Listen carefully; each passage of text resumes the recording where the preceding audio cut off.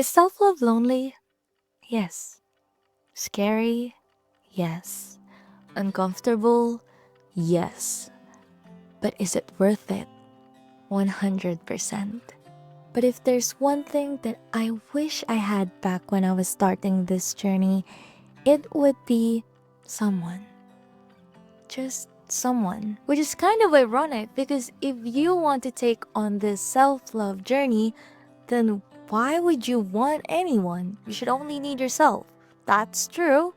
But hear me out. If you're someone who believes that you can do everything by yourself, chances are you try to do everything by yourself. Even if you know that it would be easier, better, or faster, and even if help is already being offered to you, you either hesitate to accept, decline the offer, or just never ask at all. But the thing is, this is okay for simple tasks, minor decisions, projects, chores. But ever wondered why it is way easier for us to be that strong, independent person when it comes to heavier and much painful things like dealing with problems, mental or physical health issues, failures, heartbreaks, and more? But before we dive deeper, hi, and welcome to the first episode of Play This One. I am your host, Denise, and in this podcast, we will be each other's little internet company. This is not your typical podcast.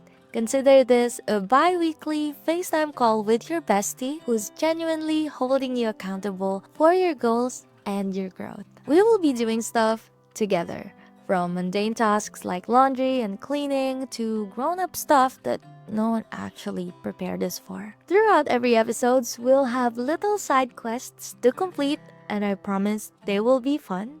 And I will also be sharing all my resources, tips, and wisdom at the end, so stay tuned for that. If that sounds like your kind of chat, hit save and subscribe so we can hang out again. I still remember how I succumbed to darkness not too long ago after losing the people I cared about, facing one problem after the other, and realizing that I didn't quite fit into the world that I had been dreaming of my entire life. It felt like I was trapped in a box where it's so loud even if I'm quiet and no one can hear me whenever I ask for help. I was lonely for the longest time, up to the point that I just decided, you know what?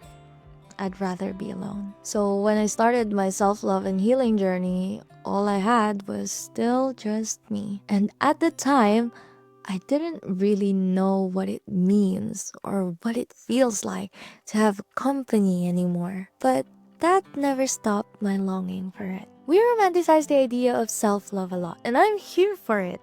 I am sad. But the thing is, you have to consistently remind yourself that this is a path that only you can walk on, only you can take. Because while there are other people and things that, of course, affects it, they are only yet important parts of your journey. This is still your journey, your ride.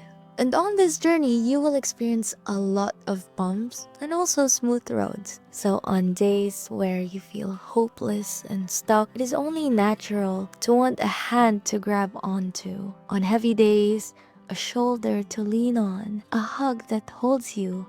And on your little wins and accomplishments, someone to witness and celebrate with you. Or even just a gentle pat on the back, you know? Call it what you want, but we humans need connection, validation, affection. We are wired to want those things, so it is absolutely okay. So today's side quest is to reach out to someone, whether as a giver to offer support and kind words, or a receiver who needs it. A simple, hey, I was thinking about you and I just want to let you know that I'm here if you need anything. Or, hey, do you have 8 minutes? It's totally up to you. I just know that this simple action can make someone's day, your day, or spark a good conversation. So don't overthink it. Just reach out and then see how things will unfold. I will let you know when I complete this side quest, and you can also let me know yours by commenting complete or going through my Instagram highlight called sidequest, where you can add your own story and we can be each other's accountability partner. So now, where are we? It took me a while to understand, but now I realize that self-love being lonely is not a bad thing. I think it's actually one of the most under-recognized form of self-love, because the moment you start to allow and accept yourself to be lonely is the moment you start becoming comfortable with who you are. You have to learn how to sit with yourself and kind of experiment or learn and discover things about you, from your likes, dislikes, taste, pet peeves, favorites, the things you accept or reject, the good sides, and also the bad sides. And the more you do it, the more you can see what it's trying to tell you. Because oftentimes we feel lonely even if we are not alone, because it is something that is within us, inside us, not to be filled, but to be understood. And that's when it hit me that I mostly feel this feeling I call loneliness when I need a push, a tap, a voice that's gonna tell me it will be okay, a clap for when I'm too tired to even acknowledge myself for trying. And no, we don't necessarily need it, but it would be nice to have that someone, right? So this podcast is simply me being that someone to you, and you being that someone to me. But again, like everyone and everything else, this will only be part of your journey. A journey where you will shed a lot of tears, laugh a lot, do short or long stopovers, be risky, be scared, be uncomfortable, meet different people, have crazy experiences, set boundaries, be loved, and give love to yourself and to others better. So, do I really need a company? Yes. And if you sometimes do too, then shake my hand so I know I can see you again on the next Play This When, every second and last Thursday of the month. I would love to hear your thoughts about this episode too, so drop a comment and don't forget to check the description for more. Cheers!